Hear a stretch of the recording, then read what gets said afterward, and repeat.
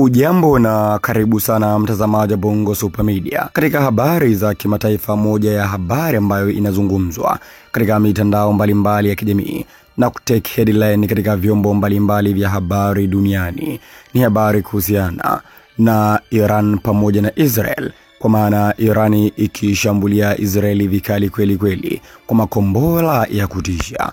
Sasa hii leo Bongo Super Media tuko hapa kuangaza sababu 7 ambazo zinapelekea Irani ishambulie Israeli hii leo. Sababu hizo ni zipi? Utakwenda kufahamu ndani ya video hii. Cha kufanya ni kubonyeza alama ya kusubscribe ili uwe mtu wa kwanza kupata video mbalimbali kutoka hapa Bongo Super Media. Na bila kupoteza muda, sababu za Irani kuishambulia Israeli ni mchanganyiko wa mambo ya kihistoria, kisiasa, kidini na kijeshi. Hapa chini na kwenda kukusimulia sababu zote. Sababu namba 1, uhasama wa kihistoria na kijeshi.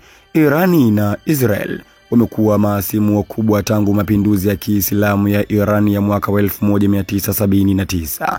Ilianza kuiangalia Israel kama adui wa Uislamu na kikoloni. Hivyo Irani akaanza kumuona kabisa huyu Israel ni moja kwa moja yupo katika upande wa ukoloni, kwa maana yake yuko pamoja sana na Marekani. Ndio maana Irani hiyo ni moja ya sababu ambayo inafanya aendelee kumpiga tu Muisraeli. Sababu ya pili ni siasa za kikanda na ukanda wa Mashariki ya Kati. Irani inataka kuwa nguvu kuu ya Mashariki ya Kati.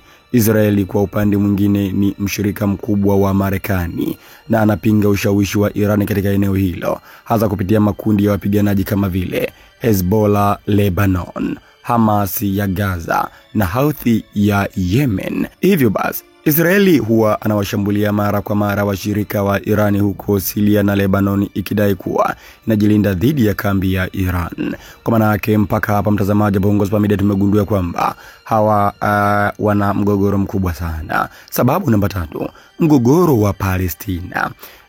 Irani inaunga mkono vikundi vya Kiislamu vinavyopinga uwepo wa Israel kama Hamas na Islamic Jihadi. Inajionyesha kuwa mtetezi wa Palestina na adui wa udhalimu wa Israel. Mashambulizi ya Israeli dhidi ya Gaza, hasa yale ya mwaka 2023 mwaka 2024, yalichochea hasira kubwa kwa Iran. Kwa maana yake mashambulizi yaliyokuwa ya Israeli akimshambulia Palestina, Iran kwake ilikuwa ni shida kweli. Kwa nini umpige Palestina ambaye anaonyesha uwezo mkubwa lakini pia yuko upande wake? Kwa hivyo hiyo ni sababu nyingine, mgogoro wa Palestina. Sababu namba 4, mashambulizi ya Israeli dhidi ya vituo vya Iran.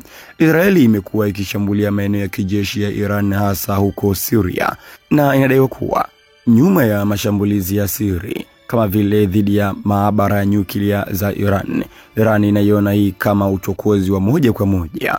Hapa tumegundua kwamba kumbe kuna wakati Israel inashambulia maabara za kijeshi za Iran.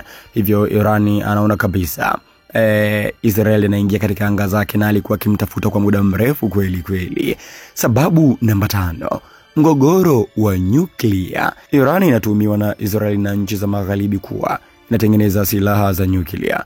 Israeli imesema mara kadha wa kadha kuwa haitakubali Irani kuwa na silaha za nyuklia. Hii imeongeza mvuto mkubwa na hofu ya vita kwa upande wa Israel, kwa maana yake kwamba huu mgogoro wa nyuklia, Israeli hataki kabisa Irani amiliki nyuklia, lakini Irani anatengeneza nyuklia zake mdogo, hana papara, kwa sababu wamejipanga vilivyo kwa ajili ya vita. Ndio maana huyu bwana Israel anatetemeka kweli dhidi ya Iran.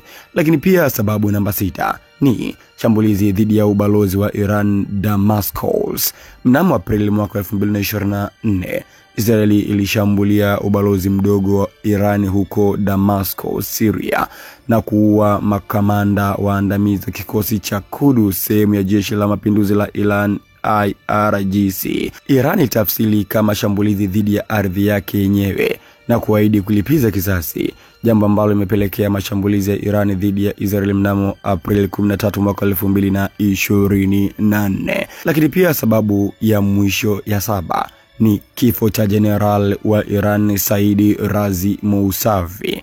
Mnamo Disemba mwaka 2023, Israel iliripotiwa kufanya shambulizi la anga nchini Syria lililosababisha kifo cha Said Razi Mousavi, jenerali wa ngazi ya juu kwa kikosi cha Quds kitengo maalum cha IRGC, kama nilivyowajulisha katika pointi iliyopita. Hakika hapo Iran ikaona ya kwamba huu sasa ni uchokozi na umezidi kiwango, hivyo inabidi zipigwe tu kama noma na iwe noma. Sasa hizo ni sababu 7 ambazo nimekuandalia uweze kufahamu huu mgogoro wa Iran pamoja na Israel. Sababu namba 1 nimekutajia kwamba ni uhasama wa kihistoria na kijeshi. Sababu namba 2 nimeeleza kwamba siasa za kikanda na ukanda wa Mashariki ya Kati. Sababu namba 3 nimekueleza kwamba mgogoro wa Palestina. Sababu namba 4 nimekueleza kwamba mashambulizi ya Israel dhidi ya vituo vya Iran. Na sababu namba 5 nimekueleza mgogoro wa nyuklia. Sababu namba 6 nimekueleza shambulizi dhidi ya ubalozi wa Iran Damascus. Na ya mwisho kabisa ni kifo cha general wa Iran Said Razi Mousavi, ambapo nenyewe ni sababu. Sasa hivi sasa bwana Israeli anateseka kweli kweli, anapigwa makombora ya kutosha kutoka katika upande wa Iran.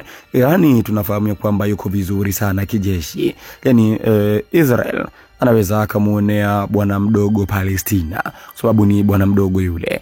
Lakini sasa ukienda katika mziki wa Irani mziki wake ni mkubwa kweli kweli, CD book 500. Yani Iran katika upande wa vita anapenda vita kuliko chakula. Hivyo Iran alikuwa ni kama anamwangalia tu Israeli anavyomchokonoa. Sasa amejaa kwenye mfumo. Kitu ambacho anakifanya hivi sasa Iran pale nchini Israel ni kutupilia tu mabomu yake mambo yanaharibika, magorofa, watu wanajeruhiwa kutokana na hizo sababu ambazo nimekutajia hapo.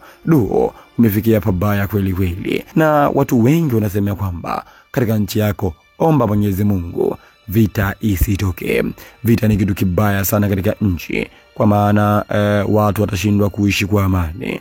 Imagine umetulia nyumbani kwako, unasikia bomu limetua katika nyumba yako, kila mtu taharuki, kila mtu anatafuta wapi ni usalama wake. Hayo maisha ya kutangatanga ni magumu kweli kweli katika upande wa vita. Hivyo kila siku ukiwa unaamka na kabla hujalala, ombea sana nchi yako isiingie katika vita. Vita ni mbaya sana.